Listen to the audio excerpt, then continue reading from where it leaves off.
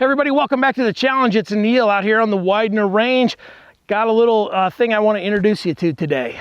Lucky Gunner is my recommended trusted provider of Freedom seeds for range or defensive use. In stock, good prices, and rocket fast shipping are why I go back again and again. Because of new guidelines, I can't link their site or say it, but you're smart and you can find it with a simple Google search. Stick it to the man by paying them a visit today. I have done a few videos lately about getting back to the range. If you've been away from the range, sometimes it's just a good idea to go down and have some fun, or go out to the range, whatever it is, and have a good time. You don't always have to have a plan.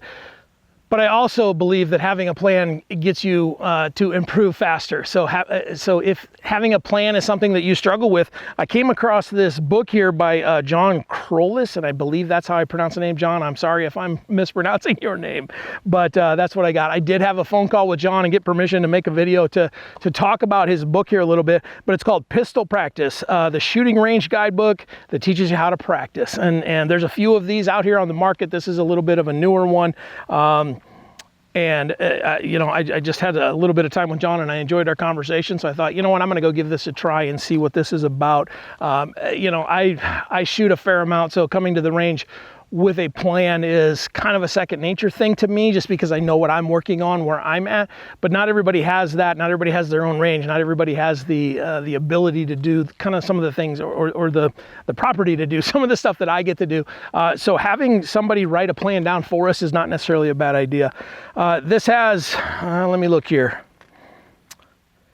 several chapters. What do I got? 20 chapters. Each chapter talks about some sort of different stuff. And when John and I talked about this, you can go to the range and do, chapters 1 through 4, or one alone, or whatever it is that you want to do. But I'm going to go through chapter 1 today. I'm not going to share the entire book with you, because if you want this, then go spend some money and help John out, because he paid a lot to get this in print, to make this available to you. So support the dude, right? If this looks like something that you want to try, go support this guy, right? First one is on paper plates, and there's a little bit that talks about what the plan here is and the course of fire. But it talks about an 8-inch circle, which I've got here on my target. I've got a B8. It's the same thing, so I'm just going to use that. But then there's a course of fire that has 10 shots at 3 yards, 4 yards, 5 yards. So backing up a little bit, 6 yards, 7 yards, 9 yards, 11 yards, 13 yards, and 15 yards. And then there's a little place here that you can make notes that you can track how you did it. This is going to take most of a range trip to get through just this very first chapter, because you do 10, 20, 30, 40, 50, 60, 70, 80, 90 shots strong side. Then you do 90 90 with 2 hands, then 1 hand, then 2 hands weak side, so shooting support off, or support side, and then the weak side hand alone. So you're shooting a ton of ammo for this. From a self-defense perspective, I'm not crazy about the weak side shots or the offhand kind of stuff, because, man, usually we see, even if somebody is injured, they still use their strong hand. But it's not a bad idea to go train this stuff and practice this stuff. I think what you're going to find is that, a weak hand shot at 15 yards is going to be pretty difficult on a 8-inch piece of pie plate or a B8. I know you that are sitting there right now getting ready to type in the comments can do that all day, and blindfolded, and twice on Sunday with your hands tied behind your back. But most folks are going to find that to be somewhat difficult. So that's a great thing to work on. And as you get through that, the next page has a place that you can put your notes of where did you struggle. And maybe you need to spend 2 or 3 weeks just on chapter 1 before you move to chapter 2. Chapter 2 then talks about bullseye. So now we're actually using kind of a B8 type target or something along those lines, and moves on and so forth. Same kind of thing where you get to track all of it, take some notes, and then you move on to some different stuff. So I'm very intrigued by this in the sense that a lot of folks really struggle to know what to do when they get to the range. And this gives them an opportunity to have something on paper, a nice note. This is heavy, thick paper that is going to, go into your range bag and be able to travel back and forth with you, and it's going to stand up so that you can take some notes and learn how to practice. I believe once you get all the way through the book, you're going to know how to practice, and you probably won't need something like this at that point. But if you're a beginner, or if you're somebody that's really struggling to know what to do at the range, then pick something like this up and go to work. So I'm going to shoot the well, let's see here. I want to shoot some of these things. I don't have time to shoot. I'm not going to make you watch me shoot 90 rounds here, but I'm going to shoot some at I'll shoot them at the 10 yards and the 15 yards to see how I do.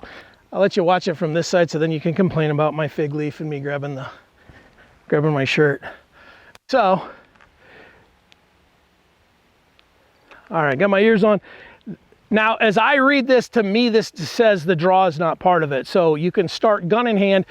If you would prefer to do one draw and 10 shots, great. Potentially, depending on your level, maybe you want to do 10 draws because maybe that's what you're working on. I'm just going to do one draw and then 10 shots for the sake of this video because, like I said, I don't think you want to sit and watch me shoot for, 15 minutes on one drill here. I'll get on to make another video. So at your own pace, there's no timer or anything involved on that. You can start here, you can start here, you can start hands behind the back. I am a fig leaf guy because that gives me one standard place to start from and I know where everything else is. Also, yes, I stand like this everywhere I go. When I'm standing in line, this is how I stand. Somebody asked me the other day in the comments, do you walk around like that? No, nobody walks around like that. Also, nobody walks around like this, and nobody walks around gun in hand at low ready either, and tons of drills start there. So can we get rid of that line of thinking and just look at the shooting problem and figure out grip, sights, and trigger instead of beating each other up? Sorry, I'll get off my soapbox now. All right, 10 shots.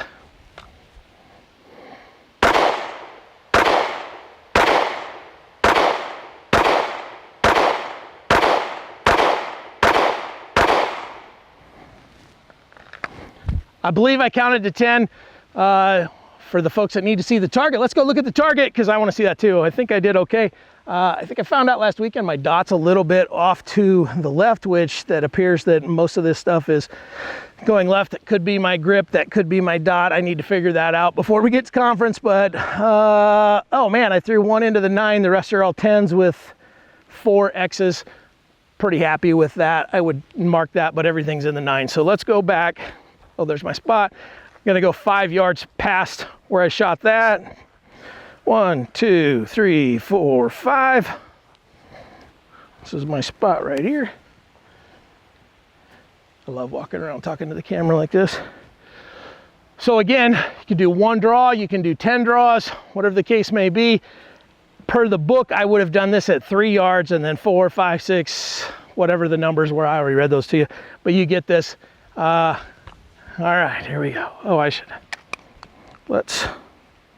just gonna grab a fresh bag so I don't have to worry about that. Okay, I guess I'm starting gun in hand.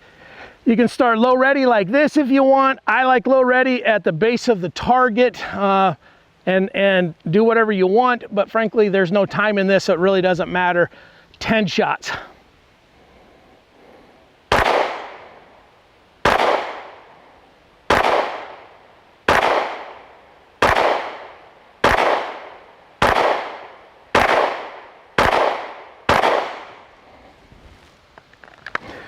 Okay, let's go check it out. Like I said, I do think my dot might need to be adjusted a little bit here. I'm really fading everything to the left. Again, that could be a grip issue. I need to suss that out, but 1, 2, 3 8s, my goodness. 1, 2, 3, 4 9s, everything else in the 10 rings, and I think I picked up another X or 2 in there. You know what? It is not a bad idea to have a plan when you go to the range. If you struggle with that, I think this book might be a good idea. Maybe consider picking one up, supporting this guy's work, and working through that book to see how that goes. I'm probably going to call John and talk to him about this a little bit more, and maybe we'll pick up in one of the later chapters to show you a little bit more of that. But as it stands, I like the idea of having a plan, and some days I struggle to have a plan. So maybe this is a good way to go. I recommend it. I think it's something to look into, and it'll probably make you a better shooter just going out and doing the work. Thanks for watching. See you next time.